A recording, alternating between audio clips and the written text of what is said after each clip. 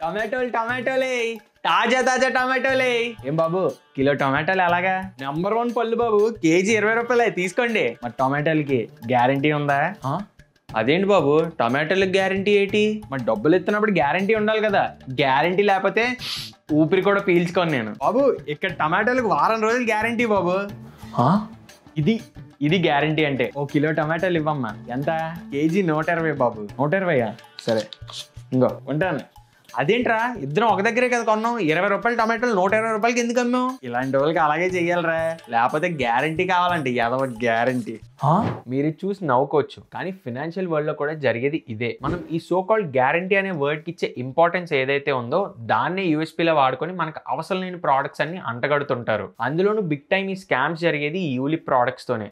ఈ lips ULIPs మాకెందుకు భయా అని అనుకోకండి. మీకే తెలియకుండా ఇన్సూరెన్స్ కి మనీ కడుతున్నాం అనుకొని యూలిప్ ప్రోడక్ట్స్ కి మనీ పే చేస్తూ ఉంటారు. పర్సనల్ గా నేను ఈ సినారియోస్ చాలానే చూసా. బట్ నిజంగా యూలిప్స్ ఇచ్చే గ్యారంటీ ఏంటో తెలుసా? ఇన్వెస్టర్స్ కి కన్ఫ్యూజన్ గ్యారంటీ, ఏజెంట్స్ కి కమిషన్ గ్యారంటీ. అందుకే ఈ టాపిక్ ని ఖచ్చితంగా కవర్ చేయాలనిపించింది. ఈ వీడియోలో అసలు ఈ యూలిప్స్ అంటే ఏంటి, వీటిని ఎందుకు క్యాపిటల్ గ్యారంటీ, డబుల్ రిటర్న్ అని వేరే వేరే పేర్లతో అమ్మడానికి చూస్తారు, అసలు ఈ యూలిప్ ని బ్యాడ్ చాయిస్ అనడానికి రీజన్స్ ఏంటో తెలుసుకోవడంతో పాటు అన్నిటికన్నా ఇంపార్టెంట్ థింగ్, ఈ యూలిప్ ని టిపికల్ టర్మ్ ఇన్సూరెన్స్ ప్లాన్ తోని అండ్ మ్యూచువల్ ఫండ్స్ తో కూడా కంపేర్ చేసి చూద్దాం. ఇన్ కేస్ మీరు లేదా మీ ఫ్యామిలీలో ఎవరైనా ఇలాంటి యూలిప్ ప్రోడక్ట్స్ ని పర్చేస్ చేసి ఉంటే ఆ ఎక్స్పీరియన్స్ ని కింద కామెంట్ సెక్షన్ లో డ్రాప్ చేయండి. మిగిలిన వాళ్ళకి కూడా లెర్నింగ్ లో అయితే హెల్ప్ అవుతుంది. I bet 90% of the middle class people ఎప్పుడోకప్పుడు ఈ యూలిప్ ప్రోడక్ట్ ని కొనే ఉంటారు. సో ఈ వీడియోని ఎండ్ వరకు చూడండి, చాలా ఇంపార్టెంట్ టాపిక్. అండ్ దానికన్నా ముందు ఛానల్ కి ఇదే ఫస్ట్ టైం వచ్చినట్టయితే ఛానల్ సబ్స్క్రైబ్ చేసుకోవడం మర్చిపోకండి. ఇలాంటి యూస్ఫుల్ అండ్ ఇన్ఫర్మేటివ్ వీడియోస్ ని మీ ముందుకు తీసుకొస్తూనే ఉంటాం. ఇంకా లేట్ చేయకుండా లాగించేద్దాం.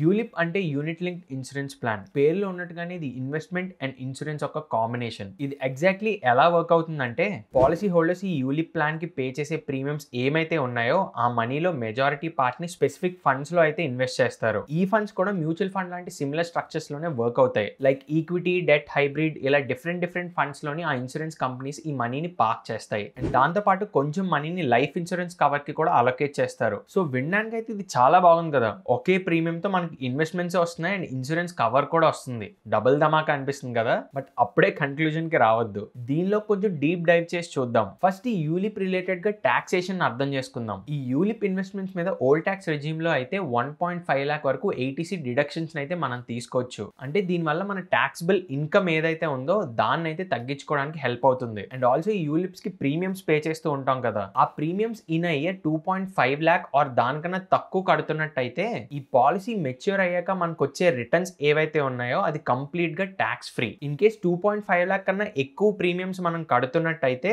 పాలసీ మెచ్యూర్ అయ్యాక మనకు వచ్చే అమౌంట్ ఏదైతే ఉంటుందో దాని మీద క్యాపిటల్ గెయిన్ ట్యాక్స్ అయితే పే చేయాల్సి ఉంటుంది. అండ్ రీసెంట్ గా 2025 బడ్జెట్ లో యూలిప్ రిలేటెడ్ గా టాక్సేషన్ మీద వచ్చిన చేంజెస్ అయితే స్క్రీన్ మీద ఉంచుతున్నా, డీటెయిల్ గా చూడండి. సో ఇప్పటి వరకు వినడానికి అంతా బానే ఉంది కదా. మనం కట్టే ప్రీమియమ్స్ తో ఇన్సూరెన్స్ వస్తుంది, ఇన్వెస్ట్మెంట్ వస్తుంది అండ్ టాక్సేషన్ బెనిఫిట్ కూడా తీసుకుంటున్నాం. మరి ఇంకేంటి ప్రాబ్లం?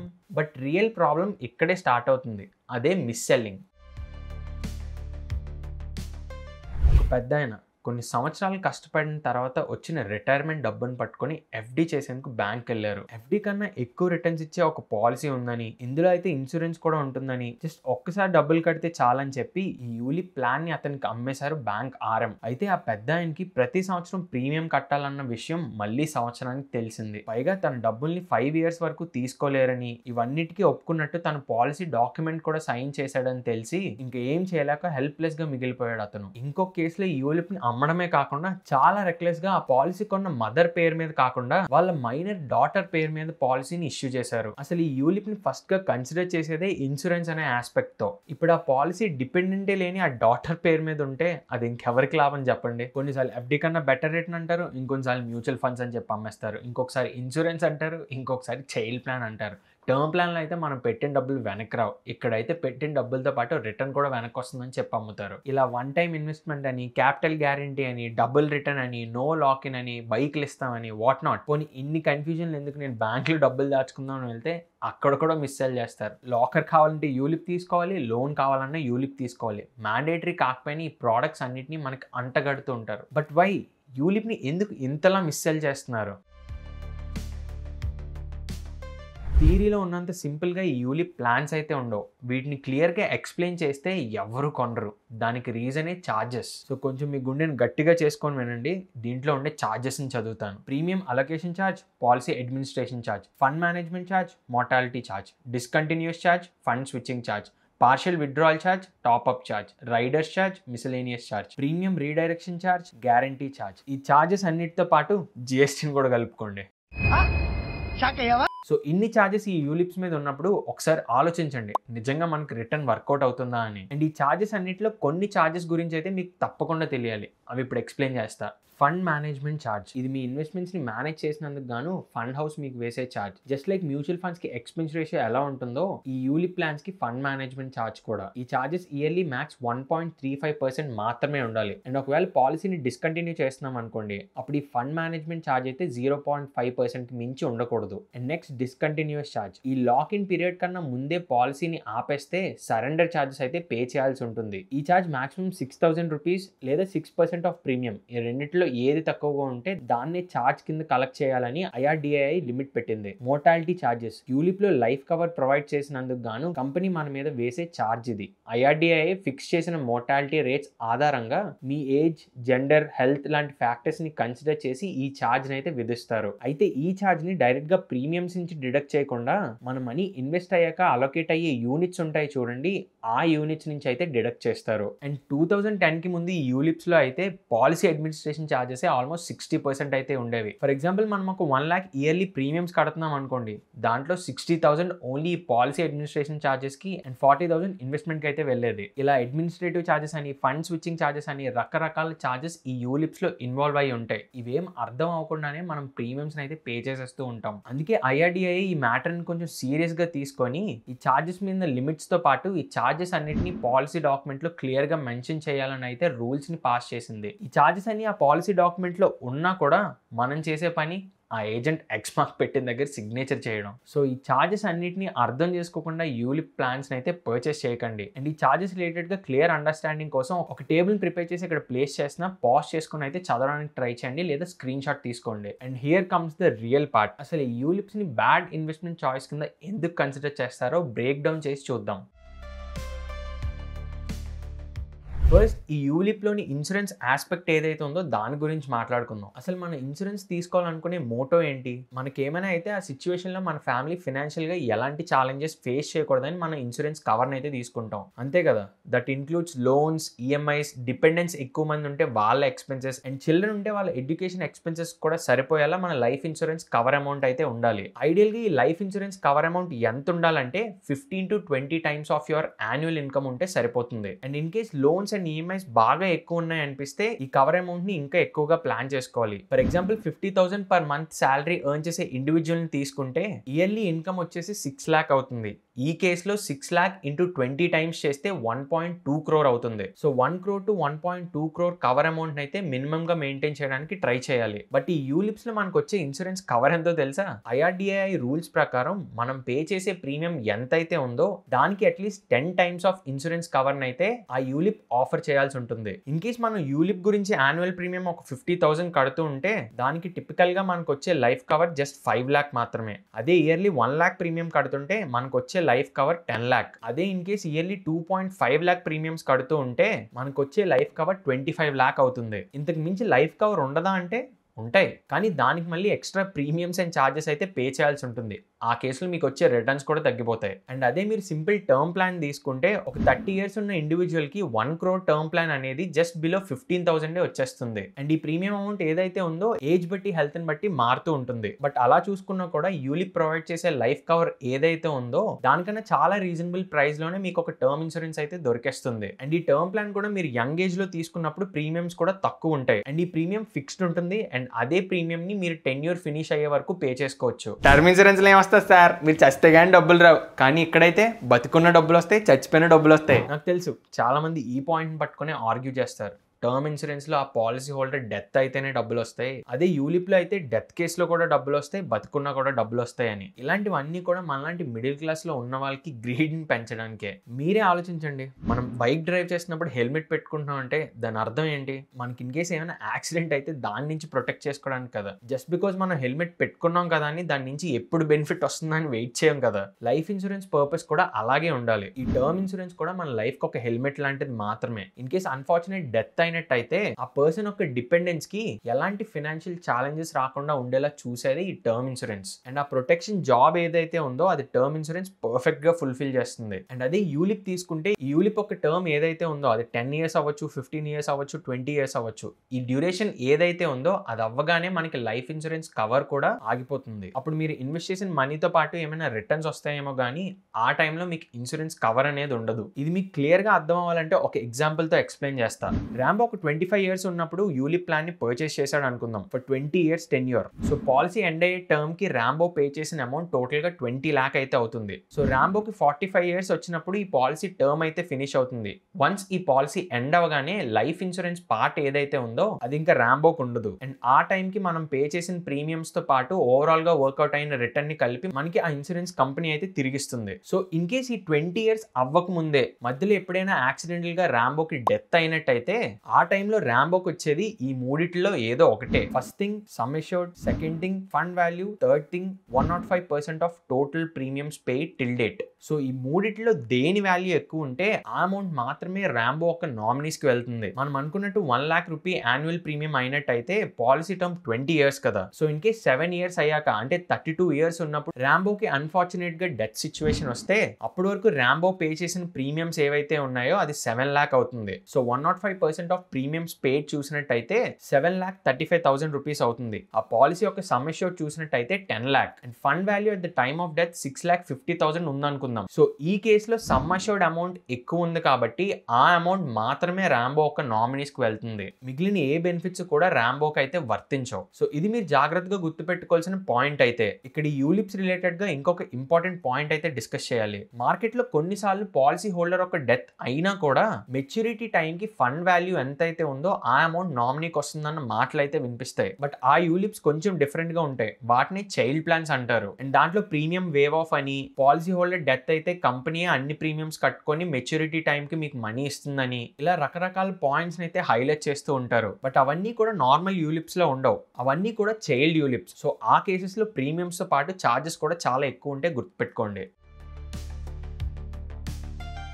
ఇప్పుడు అసలు మనం ఈ యూలిప్ ని టర్మ్ ఇన్సూరెన్స్ ని కంపేర్ చేసి చూద్దాం. మనకి క్లియర్ పిక్చర్ అయితే అర్థం అవుతుంది. యూలిప్ ఒక purpose both insurance and investment అనే ఆస్పెక్ట్ ని కవర్ చేయడం. అదే టర్మ్ ఇన్సూరెన్స్ అయితే purely it's a protection plan. And life cover చూసినట్టయితే యూలిప్ లో ఇన్సఫిషియెంట్ గా ఉంటుంది. అదే టర్మ్ ఇన్సూరెన్స్ లో అయితే మనకి ఎంత లైఫ్ కవర్ కావాలో అంత చూస్ చేసుకోవచ్చు, అది కూడా వెరీ రీజనబుల్ ప్రైస్ కి. అండ్ మెచ్యూరిటీ బెనిఫిట్ చూసినట్టయితే యూలిప్ లో మెచ్యూరిటీ బెనిఫిట్ అనేది తప్పకుండా ఉంటుంది. యూలిప్ లో అయితే వాళ్ళు ఆఫర్ చేసిన బెనిఫిట్స్ అండ్ రిటర్న్స్ అన్ని కూడా మీకు తిరిగి వస్తాయి. అదే టర్మ్ ఇన్సూరెన్స్ లో చూసినట్టయితే మెచ్యూరిటీ బెనిఫిట్ అనేది ఏమి ఉండదు. బట్ కొన్ని టర్మ్ ప్లాన్స్ అయితే కట్టిన ప్రీమియమ్స్ ని వెనక్కి ఇచ్చే ఫెసిలిటీని కూడా ప్రొవైడ్ చేస్తున్నాయి. అండ్ కాంప్లెక్సిటీ అండ్ ట్రాన్స్పరెన్సీ చూసినా కూడా యూలిప్స్ లో multiple charges and terms and conditions అయితే ఉంటాయి. బట్ టర్మ్ ప్లాన్ అయితే వెరీ సింపుల్ అండ్ క్లీన్ గా ఉంటుంది. అండ్ మిగిలిన కంపారిజన్ పాయింట్స్ అయితే మీరు ఇక్కడ స్క్రీన్ మీద చూడొచ్చు. సో ఫ్యామిలీ ఆల్రెడీ ఫైనాన్షియల్ గా సార్ట్ అవుట్ అయ్యండి, నాకు ఇన్వెస్ట్మెంట్స్ తో పాటు ఏదో నేమ్ సేక్ ఇన్సూరెన్స్ ఉంటే చాలు అని అనుకున్న వాళ్ళు యూలిప్ అయితే ఎక్స్ప్లోర్ చేయొచ్చు. బట్ అదే సీరియస్ గా ఫ్యామిలీని ప్రొటెక్ట్ చేసుకోవడానికి ఇన్సూరెన్స్ అవసరం అని ఫీల్ అయ్యే వాళ్ళకి term plan is the best choice.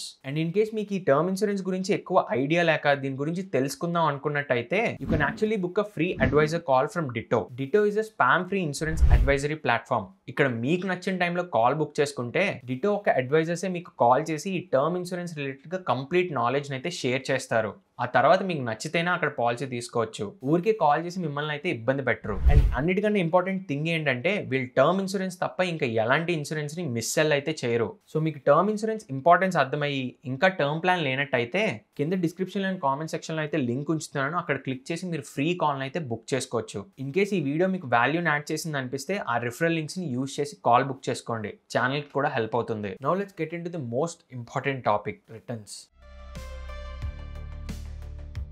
ఈ యూలిప్స్ లో major chunk of the money వెళ్ళేదే ఈ ఇన్వెస్ట్మెంట్స్ కి. బట్ రియల్ టైమ్ లో మనం పే చేస్తున్న ప్రీమియమ్స్ లో ఎంత అమౌంట్ ఇన్వెస్ట్మెంట్ కి వెళ్తుందా అనేదే మ్యాటర్. అండ్ ఇందాక మనం డిస్కస్ చేసుకున్న చార్జెస్ కూడా ఫండ్ టు ఫండ్ వేరీ అవుతూ ఉంటాయి. ఈ చార్జెస్ లో కొన్ని మనం పే చేసే ప్రీమియమ్స్ నుంచి స్ట్రైట్ అవే డిడక్ట్ అయితే, ఇంకొన్ని ఆ అమౌంట్ ఇన్వెస్ట్ అయ్యాక మనకి అలొకేట్ అయ్యే యూనిట్స్ లో అయితే డెబిట్ అవుతాయి. For example 1 lakh rupee premium మనం పే చేస్తున్నట్టయితే ఆ ప్రీమియం మీద ఇంపోజ్ అయ్యే చార్జెస్ అన్ని డెబిట్ అయ్యి ఒక 90,000 రూపీ ఇన్వెస్ట్మెంట్స్ కి వెళ్తుంది అనుకోండి. ఆ 90,000 రూపీస్ కి మనకి అలొకేట్ అయ్యే యూనిట్స్ ఏవైతే ఉన్నాయో ఆ యూనిట్స్ అలొకేట్ అయ్యాక మళ్ళీ మోర్టాలిటీ ఛార్జ్ ఆ యూనిట్స్ నుంచే డెబిట్ అవుతుంది. సో ఈచ్ ప్లాన్ కి different types of charges impose అవుతాయి కాబట్టి ఎగ్జాక్ట్ గా ఎంత రిటర్న్ వస్తుందని కనుక్కోవడం కొంచెం కష్టమే. అండ్ చాలా సార్లు మనకి యూలిప్ సెల్ చేసే పర్సన్స్ ఎవరైతే ఉంటారో వాళ్ళ ఎన్ఏవి యొక్క పర్ఫార్మెన్స్ అయితే చూపిస్తుంటారు. వీటిలో కొన్ని ఫండ్స్ 17%, 18%, 20% అన్నట్టుగా కూడా కనిపిస్తాయి. కానీ ఆ రిటర్న్స్ అన్ని కూడా ఫండ్ యొక్క పర్ఫార్మెన్స్ మాత్రమే. రియల్ టైమ్ లో మన చేతికి అంతే అమౌంట్ వస్తుందని అయితే గ్యారంటీ ఏం లేదు. ఇన్ఫాక్ట్ మేమే కొన్ని యూలిప్ ప్లాన్స్ తీసుకొని వాటి రిటర్న్స్ ని క్యాలిక్యులేట్ చేయడానికి ట్రై చేసినప్పుడు ప్రొజెక్టెడ్ రిటర్న్స్ కన్నా ఆల్వేస్ ఒక 2 to 3% తక్కువే యాక్చువల్ రిటర్న్ అయితే వర్కౌట్ అయ్యేది. కొన్నిసార్లు ఆ డిఫరెన్స్ అయితే ఇంకా ఎక్కువ ఉండేది.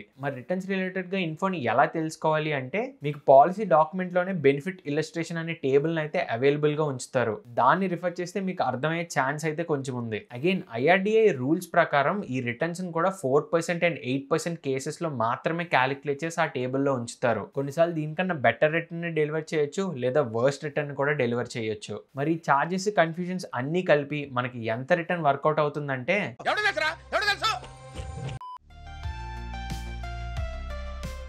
యూలిప్ సెల్ చేసే ప్రతి ఒక్కళ్ళు ఫస్ట్ యూజ్ చేసే పదం గ్యారంటీ.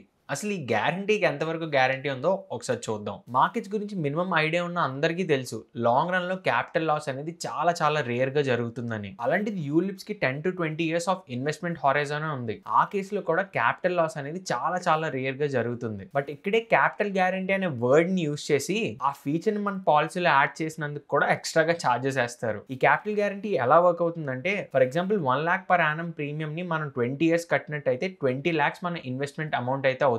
పాలసీ టర్మ్ ఫినిష్ అయ్యే టైం కి మనం ఇన్వెస్ట్ చేసిన 20 lakh ఏదైతే ఉందో అది ఫండ్ నెగిటివ్ గా రియాక్ట్ అవ్వడం వల్ల ఒక 18 lakh 17 lakh ఉందనుకోండి, ఆ లాస్ అమౌంట్ ఏదైతే ఉందో అది కూడా బేర్ చేసి టోటల్ గా 20 lakh అనేది మన క్యాపిటల్ గ్యారంటీగా అయితే ప్రొవైడ్ చేస్తారు. ఇలా ఈ క్యాపిటల్ గ్యారంటీ కోసం చూసుకునే బదులు FDలో వేసుకుంటే క్యాపిటల్ గ్యారంటీ ఉంటుంది, దాంతో పాటు రిటర్న్ కూడా గ్యారంటీ ఉంటుంది. అండ్ ట్యాక్స్ బెనిఫిట్స్ చూసినట్టయితే ప్రీవియస్ గా ఈ యూలిప్స్ మీద మంచి ట్యాక్స్ బెనిఫిట్స్ ఉండేవి. అందుకే రిచ్ పీపుల్ ఎవరైతే ఉన్నారో ఈ యూలిప్స్ ను ఒక ట్యాక్స్ ఎవేషన్ టూల్ గా అయితే యూజ్ చేసుకునేవాళ్ళు. బట్ రీసెంట్ గా వచ్చిన టాక్సేషన్ చేంజెస్ వల్ల ఆ బెనిఫిట్ అయితే కొంచెం తగ్గింది. నౌ ఇప్పుడు ఈ యూలిప్స్ ని మ్యూచువల్ ఫండ్స్ ని కంపేర్ చేసి అయితే క్లియర్ పిక్చర్ అర్థం చేసుకుందాం. సో యూలిప్స్ కి అండ్ మ్యూచువల్ ఫండ్స్ కి కంపారిజన్ చూసినట్టయితే రిటర్న్స్ లో చూసినా, చార్జెస్ లో చూసినా, ట్రాన్స్పరెన్సీలో చూసినా యూలిప్స్ కన్నా బెటర్ ఏజ్ మ్యూచువల్ ఫండ్స్ మనకి ప్రొవైడ్ చేస్తాయి. అండ్ లాక్ ఇన్ పీరియడ్ చూసినా కూడా యూలిప్స్ లో మినిమం 5 year లాక్ ఇన్ ఉంటే మ్యూచువల్ ఫండ్స్ లో ఎలాంటి లాక్ ఇన్ అనేది ఉండదు except for ELSS funds. So liquidity చూసినట్టయితే మ్యూచువల్ ఫండ్స్ లో మనం ఎప్పుడు కావాలన్నా మనీ అనేది విత్డ్రా చేసుకోవచ్చు. బట్ యూలిప్ ప్లాన్ లో అలా కాదు. మనం పాలసీ ప్రీమియమ్స్ పే చేయడం ఆపితే మన పాలసీ ల్యాప్స్ అవుతుంది. అప్పుడు ఇంకా డెత్ బెనిఫిట్ అనేది కూడా మనకి ఏమి ఉండదు. దాంతో పాటు డిస్కంటిన్యూడ్ ఫండ్ లో మన మనీ ఉన్నందుకు 0.5% ఫండ్ మేనేజ్మెంట్ ఛార్జ్ కూడా విధిస్తారు. దీని బదులు డైరెక్ట్ గా మ్యూచువల్ ఫండ్ లోనే ఇన్వెస్ట్ చేసుకోవచ్చు, దట్ విత్ ఫ్లెక్సిబిలిటీ. అండ్ ఇంకా ట్యాక్స్ బెనిఫిట్ వస్తే యూలిప్ లోని below 2.5 lakh per annum premiums ని పే చేస్తుంటే దాని మీద వచ్చే రిటర్న్ కంప్లీట్ గా tax free. But mutual funds లో అయితే మనం క్యాపిటల్ గెయిన్ ట్యాక్స్ ని పే చేయాల్సి ఉంటుంది. అండ్ ఫ్లెక్సిబిలిటీ చూసినా, చార్జెస్ చూసినా, అండర్స్టాండింగ్ చూసినా మ్యూచువల్ ఫండ్సే మనకు కొంచెం ఈజీ అవుతాయి. సో ఫైనల్లీ చూస్తే యూలిప్స్ డెడ్లీ కాంబినేషన్ కాదు, ఒక డిజాస్ట్రస్ కాంబినేషన్. అటు ఇన్సూరెన్స్ నీడ్ ని ఫుల్ఫిల్ చేయక, ఇటు ఇన్వెస్ట్మెంట్స్ నీడ్ ని సింప్లిఫై చేయని ఒక కాంప్లికేటెడ్ ప్రోడక్ట్ అని నా ఫీలింగ్. అండ్ ఎప్పుడు కూడా ఇన్సూరెన్స్ ని, ఇన్వెస్ట్మెంట్ ని కలపడానికి అయితే ట్రై చేయకండి. రెండు సెపరేట్ గా ఉన్నప్పుడే వాటి బెనిఫిట్స్ అయితే మనం కంప్లీట్ గా పొందగలం. In case term insurance related గా ఒక ఫుల్ లెంత్ వీడియో కావాలంటే కింద కామెంట్ సెక్షన్ లో నీట్ టర్మ్ ఇన్సూరెన్స్ వీడియో అని కామెంట్ చేయండి. బెస్ట్ టర్మ్ ప్లాన్స్ ఏమున్నాయో వాటిని రీసెర్చ్ చేసి మీ ముందు పెట్టడానికి అయితే ట్రై చేస్తాం. బట్ లేట్ చేయకుండా వెంటనే టర్మ్ ప్లాన్ తీసుకోవాలి అని ఆలోచిస్తుంటే ఇప్పుడే డిట్టోతో కాల్ బుక్ చేసుకోండి. కింద డిస్క్రిప్షన్ లో అండ్ కామెంట్ సెక్షన్ లో అయితే రెఫరల్ లింక్ ఉంచుతున్నాను. అండ్ ఇంత కాంప్లికేటెడ్ టాపిక్ ని సింపుల్ గా బ్రేక్ డౌన్ చేసి మీ ముందు పెట్టడానికి మేము చాలానే ఎఫర్ట్స్ పెడతాం. సో ఈ వీడియో మీకు వాల్యూ యాడ్ చేసింది అనిపిస్తే వీడియోని లైక్ చేసి మీ ఫ్రెండ్స్ అండ్ ఫ్యామిలీలో ఎవరైనా యూలిప్స్ లో ఇన్వెస్ట్ చేస్తుంటే వాళ్ళకి ఈ వీడియోని అయితే షేర్ చేయండి. ఇంకొక ఇన్ఫర్మేటివ్ వీడియోతో కలుద్దాం. Till then bye bye, take care.